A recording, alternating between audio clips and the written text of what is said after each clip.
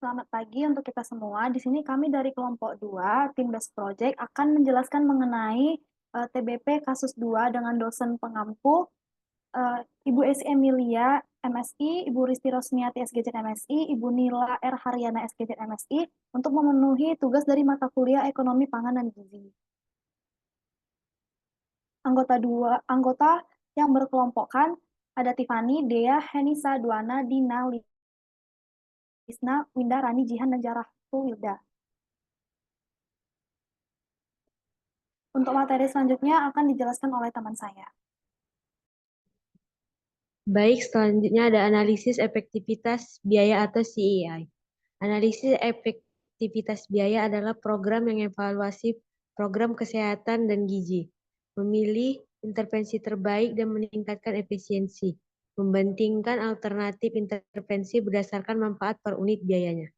Contohnya membandingkan cara penyaluran makanan tambahan untuk anak kurang gizi. Asumsinya seperti intervensi menghasilkan manfaat yang sama dan diukur dengan cara yang sama. Keluarannya jumlah penerima manfaat, misalnya anak yang mendapatkan pendidikan gizi. Hasilnya nanti manfaat yang dicapai, misalnya kekurangan gizi yang dicegah. Dampaknya kematian yang dihindari, tahun hidup sehat yang didapatkan. Manfaatnya membantu mengambil keputusan berdasarkan bukti, meningkatkan penggunaan sumber daya yang terbatas secara efektif, meningkatkan akutabilitas program. Contoh penggunaannya memiliki intervensi gizi terbaik untuk mengurangi stunting pada anak balita, mengevaluasi efektivitas program imunisasi, dan membandingkan biaya dan manfaat perawatan kesehatan yang berbeda. Jadi dapat kita simpulkan CEI adalah alat yang penting untuk mengevaluasi program kesehatan dan gizi dan membuat keputusan yang tepat tentang intervensi mana yang paling efektif dan hemat biaya. Selanjutnya akan dilanjutkan oleh rekan saya.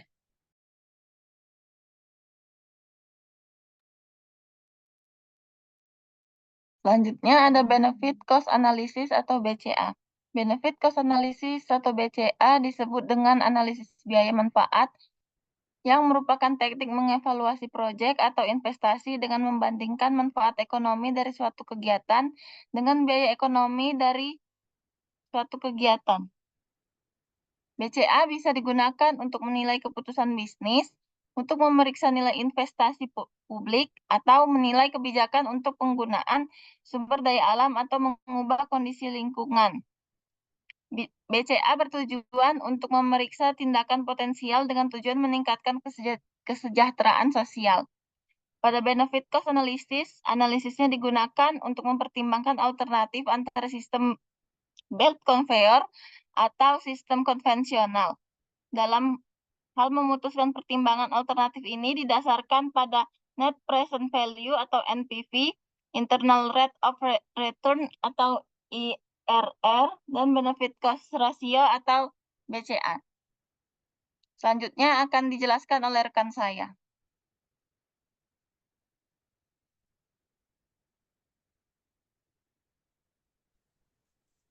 Selanjutnya ada DALI atau Disability Adjust Life Year, merupakan ukuran kesenjangan kesehatan meliputi jumlah tahun potensi hilangnya nyawa akibat kematian dini dan tahun hilangnya kehidupan produktif akibat disabilitas untuk orang yang tinggal di suatu negara dengan kondisi yang kurang baik. Satu DALI dianggap hilangnya kehidupan sehat selama 1 tahun akibat kematian dini yang disebabkan oleh penyakit atau kecacatan yang berhubungan dengan penyakit. DALI digunakan untuk mengukur gabungan kuantitas dan kualitas hidup. DALI dapat dijumlahkan untuk menunjukkan total beban penyakit di suatu negara. Selanjutnya akan dilanjutkan oleh teman saya.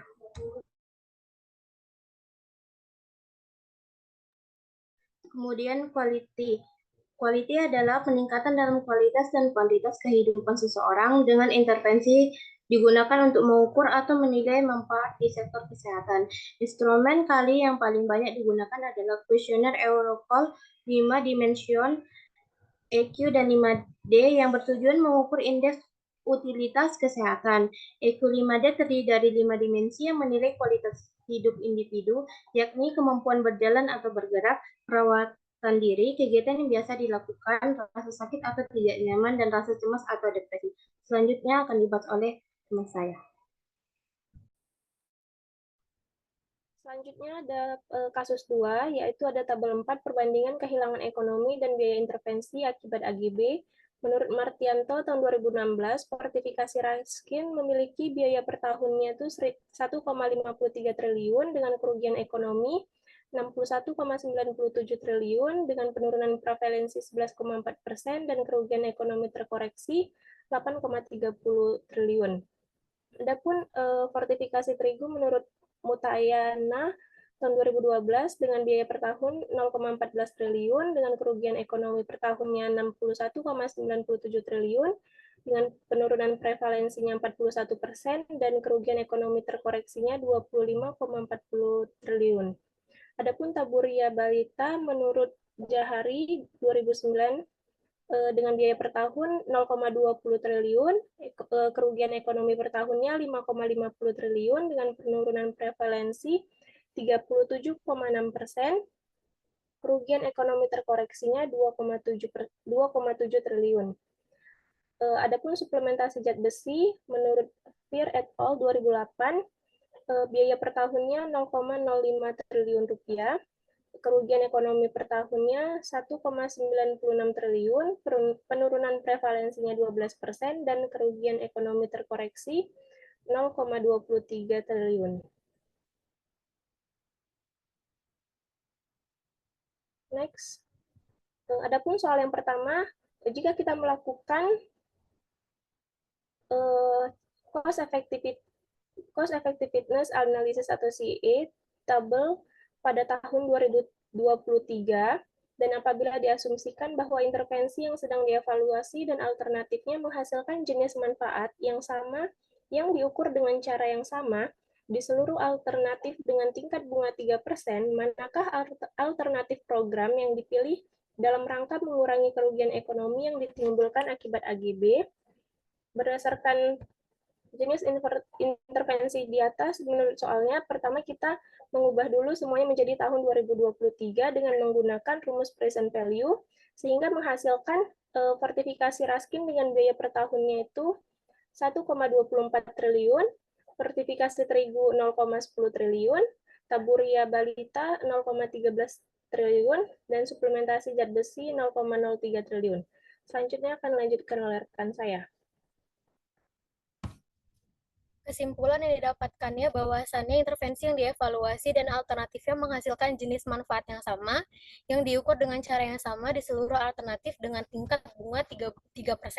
Dari hasil di atas, alternatif program yang dipilih dalam rangka mengurangi kerugian ekonomi yang ditimbulkan AGB ialah jenis intervensi suplementasi tablet besi untuk remaja, memiliki biaya per tahun 0,03 triliun, yang termasuk biaya paling kecil dibandingkan jenis intervensi lainnya, memiliki tingkat kerugian yang tinggi, atau bisa disebut dengan semakin kecil biaya, semakin program itu dipilih. Selanjutnya akan dijelaskan oleh teman saya. Soal nomor 2, jika kita melakukan benefits cost analysis atau BCA dari tabel di atas, dengan tingkat bunga 3%, manakah alternatif program yang kita pilih dalam rangka mengurangi kerugian ekonomi yang ditimbulkan akibat AGB? Dari tabel di atas, tabel-tabel di atas merupakan mempunyai perbedaan tahun, sehingga untuk mencari benefit cost analysis, bisa pertama-tama disamakan dulu tahunnya ke tahun 2023 dengan menggunakan rumus present value. Lalu setiap biaya, baik itu biaya per tahun, baru kerugian, penurunan prevalensi, kerugian ekonomi, itu diubah dulu ke tahun 2023 dengan menggunakan present value. Lalu setelah itu dicari benefitnya dengan rumus kerugian ekonomi per tahun dikurang dengan kerugian ekonomi terkoreksi prevalensi. Lalu setelah itu dicari rasionya dengan cara benefit dibagi dengan biaya per tahun dalam triliun rupiah, sehingga didapatkan fortifikasi Raskin dengan rasio 35,0, fortifikasi terigu 261,21, Taburia 2,86, suplementasi zat besi 36,4. Selanjutnya akan dijelaskan oleh teman saya. Adapun kesimpulan dari soal nomor 2 ini yaitu hasil perhitungan benefit cost analysis-nya menunjukkan alternatif program yang dipilih dalam rangka mengurangi kerugian ekonomi yang ditimbulkan akibat AGB adalah program fortifikasi terigu dengan nilai rasio lebih dari 1 dan memiliki rasio terbesar yaitu 261,21. Selanjutnya akan dijelaskan oleh pemateri selanjutnya.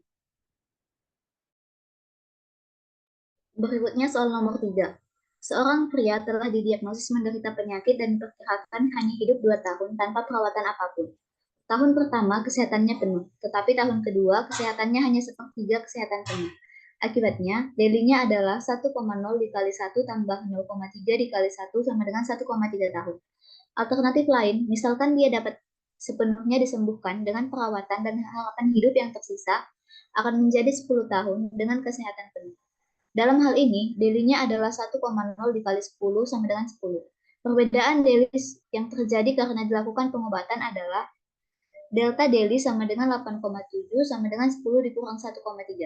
Perawatan ini menambahkan 8,7 daily ke kehidupan orang tersebut.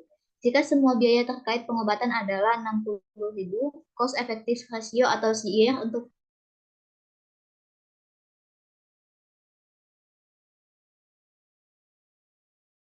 pengobatan orang tersebut adalah 6.897 per daily tambahan.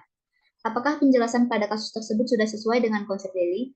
Konsep daily atau disability adjusted life years secara sederhana adalah penyakit atau burden of disease atau BOD dengan memperhitungkan tahun yang hilang karena kematian dini atau year of life loss YLL dan tahun kehidupan sehat yang hilang karena hidup dengan disabilitas atau years lost due to disability YLD.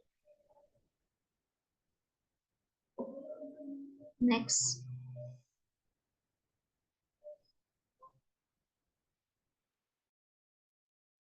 Berdasarkan konsep DALI yang sudah dijelaskan oleh rekan saya sebelumnya, diketahui bahwa DALI didapati dari hasil YLD atau years lost due to disability ditambah dengan YLL atau years of life loss. Nah, di mana YLD ini didapat dari beban durasi sakit dan YLL didapat dari harapan hidup dengan intervensi dikurang harapan hidup tanpa intervensi. Nah, berdasarkan kasus yang sudah dituliskan sebelumnya, diketahui bahwa harapan hidup tanpa perawatan itu selama 2 tahun, harapan hidup dengan perawatan selama 10 tahun, dan masa sakit ini 2 tahun, di mana tahun pertama kesehatan pasien itu penuh dan tahun kedua kesehatannya mengalami penurunan menjadi sepertiga dari kesehatan penuh. Sehingga pada masa tanpa intervensi, YLL-nya itu adalah 10 dikurang 2 sama dengan 8. Ini tuh ibaratnya seorang pasien akan meninggal dalam waktu 2 tahun, padahal dia masih bisa hidup selama 10 tahun lagi bila mendapat perawatan, sehingga caranya adalah dengan 10 dikurang 2 sama dengan 8. Nah, YLD-nya ini 1 ditambah 0,3 dikali 1 sama dengan 1,3. Ini 1 menandakan bahwa pada tahun pertama kesehatannya penuh, sedangkan pada tahun kedua itu kan kesehatannya hanya sepertiga, sehingga 0,3 dikali 1. Nah, pada masa tanpa intervensi, DALI-nya didapati hasil 9,3 tahun. Nah, pada masa dengan intervensi, YLL-nya ini menjadi 20 dikurang 2 sama dengan 8. Sama seperti masa tanpa intervensi, di mana pasien itu akan meninggal dalam waktu 2 tahun, padahal ia masih bisa hidup selama 10 tahun lagi bila mendapat perawatan, sehingga 10 dikurang 2 sama dengan 8.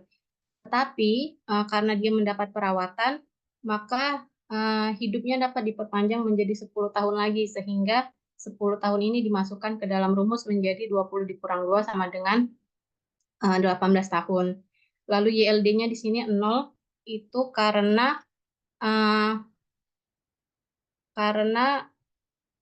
dengan mendapat intervensi, dia kan pasien tadi itu usia harapan hidupnya bertambah menjadi 10 tahun, yang artinya tidak ada tahun yang hilang akibat kematian dini, dan setelah mendapat intervensi, pasien tadi menjadi sembuh total, sehingga kesehatan pasien berada dalam kondisi penuh selama 10 tahun tersebut, yang mana artinya tidak ada tahun hidup sehat yang hilang karena hidup dengan disabilitas atau sakit, sehingga sehingga YLD-nya itu adalah 0 dikali 0 sama dengan 0, dan DALI-nya didapati 18 tahun.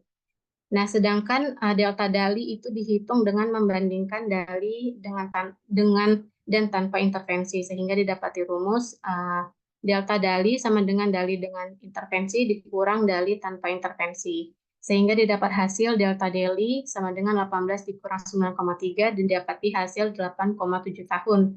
Maka cost efektif rasio atau CER-nya yaitu $60.000 dibagi 8,7 tahun dan didapati hasil $6.897 per tahun untuk tiap DALI tambahan. Sehingga kesimpulan yang didapat dari kasus ini, walau memiliki hasil akhir yang sama, namun bila berdasarkan konsep DALI yang sudah dijelaskan sebelumnya, perhitungan pada contoh kasus itu masih belum tepat. Sekian yang dapat saya sampaikan, saya kembalikan kepada moderator.